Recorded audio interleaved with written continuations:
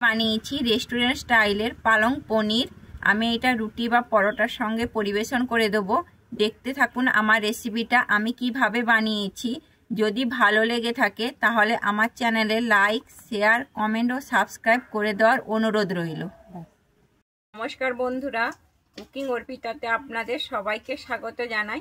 আশা করি আপনারা সবাই ভালো আছেন। আমি আজকে বানাচ্ছি পালক পনির। আমার যদি এই রেসিপিটা আপনাদের ভালো লেগে থাকে তাহলে আমার চ্যানেলে লাইক, শেয়ার, কমেন্ট ও সাবস্ক্রাইব করে দেওয়ার অনুরোধ রইল।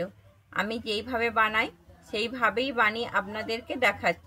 আমি এই জন্য নিয়েছি পালং শাক। পালং শাকটা কিন্তু আমি আগে থেকে কেটে পরিষ্কার করে ধুয়ে রেখেছি। আমি এর জন্য নিয়েছি এখানে পেঁয়াজ। আমি এখানে একটা পেঁয়াজকে এরকমভাবে কেটে রেখেছি। আর নিয়েছি আদা, আর নিয়েছি টমেটো। আমি একটা টমেটো নিয়েছি, আর কিছুটা কাজু বাদাম, আর নিয়েছি রসুন। আমি কিভাবে বানাই এবারে দেখতে থাকুন। আমি উনুনে কড়া বসিয়ে দিয়েছি। আমি কড়াইতে আগে থেকে জল দিয়ে রেখেছিলাম। আমার জলটা কিন্তু ফুটে উঠেছে। আমি প্রথমে দিয়ে দিচ্ছি এখানে কাজুটা।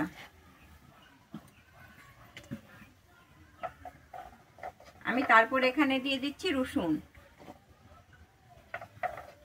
আমি এরপরে দিচ্ছি আদাটা। এরপরে দিচ্ছি পেঁয়াজ। এরপরে দিচ্ছি টমেটো।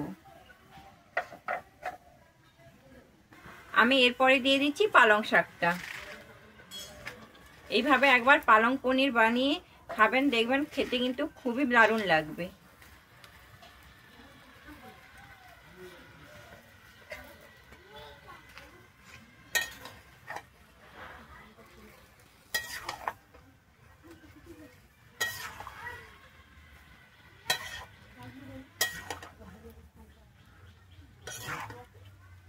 আমি পালং শাকটা কিন্তু খুব ভালোভাবে এখানে মিশিয়ে নিয়েছি।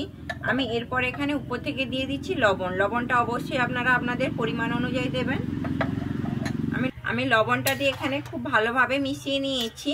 আমি এবার এটাকে 2 মিনিটের মতো হতে সময়। আমার কিন্তু পালং শাকটা আর রসুনগুলো যে দিয়েছিলাম সবগুলো কিন্তু এখানে খুব ভালোভাবে সেদ্ধ হয়ে গেছে। আমি এবারে তুলে নিচ্ছি। আমি কিন্তু এইভাবে ছেঁকে নেব। আমি কিন্তু এই জলটাকে ফেলবো না, জলটা আমি পরে ব্যবহার করব।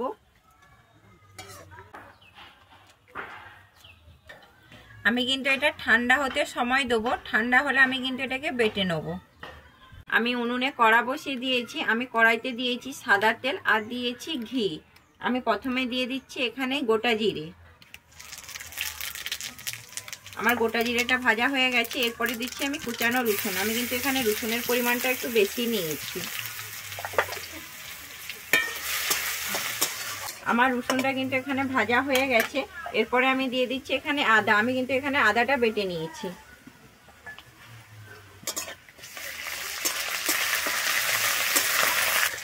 আমার আদা রসুনটা এখানে কিন্তু খুব সুন্দর ভাজা হয়ে গেছে। এরপরে আমি দিয়ে দিচ্ছি হিং।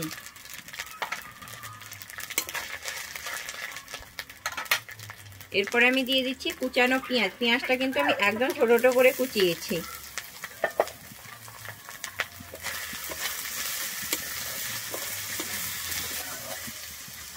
আমি এই পেঁয়াজের উপরে দিয়ে দিচ্ছি কাঁচা লঙ্কা কুচি। ঝালটা অবশ্যই আপনারা আপনাদের পরিমাণ অনুযায়ী দেবেন। আমি পেঁয়াজ আর কাঁচা লঙ্কাটা এবারে ভেজে নেব। আমি কিন্তু পেঁয়াজ কাঁচা লঙ্কাটা এখানে খুব বেশি লাল করে ভাজবো না।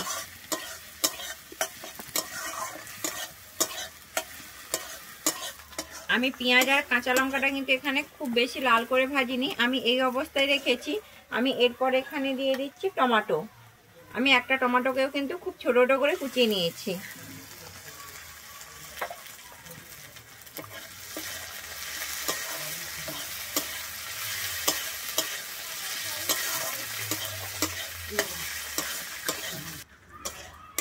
আমার টমেটোটা কিন্তু এখানে খুব সুন্দর সেদ্ধ হয়ে গেছে। এরপরে আমি দিয়ে দিচ্ছি বাদবাকি মশলাগুলো। আমি এখানে নিয়েছি জিরে গুঁড়ো 1 চামচের মতো, আর দিচ্ছি আমি ধনে গুঁড়ো 1 চামচ, আর দিচ্ছি লঙ্কার গুঁড়ো 1 চামচ, সামান্য একটু হলুদ।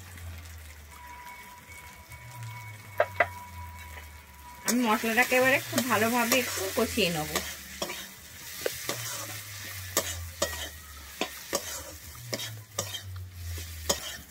আমার মশলাটা এখানে খুব সুন্দর কষানো হয়ে গেছে।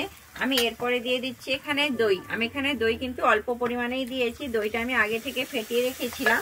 আমি দইটা দিয়ে এখানে খুব ভালোভাবে মিশিয়ে নিচ্ছি।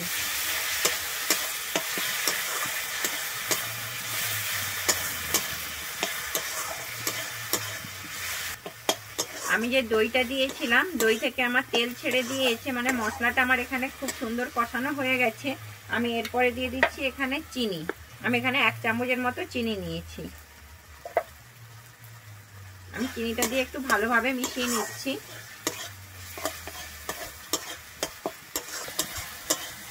আমার সম্পূর্ণ মশলাটা কিন্তু এখানে রেডি হয়ে গেছে।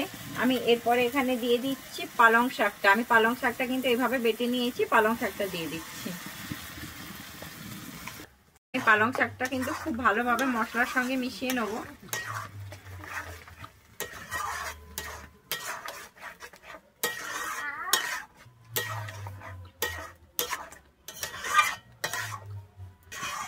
আমি পালং শাকটা এখানে মশলার সঙ্গে খুব সুন্দর করে মিশিয়ে নিয়েছি।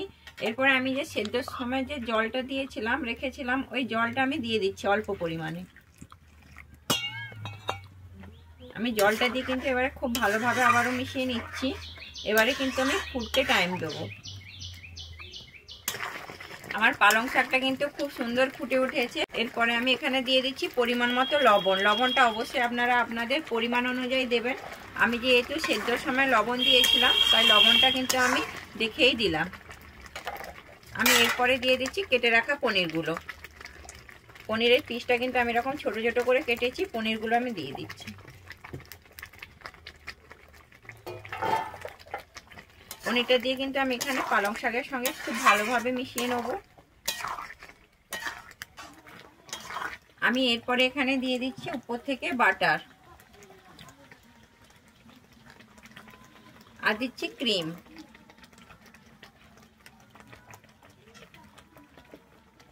দিয়ে আমি আবারও খুব ভালোভাবে মিশিয়ে নিচ্ছি।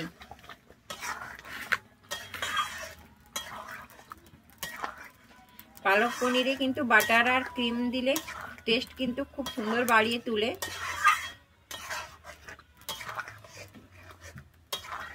আমার কিন্তু এখানে পালং পনিরটা সম্পূর্ণ রেডি হয়ে গেছে।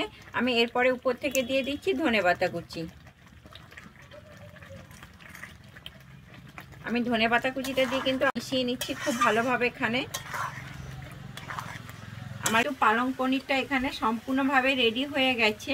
আমার যদি এই রেসিপিটা আপনাদের ভালো লেগে থাকে তাহলে আমার চ্যানেলে লাইক, শেয়ার, কমেন্ট ও সাবস্ক্রাইব করে দেওয়ার অনুরোধ রইল। আমি এবার এটাকে নামিয়ে নিচ্ছি।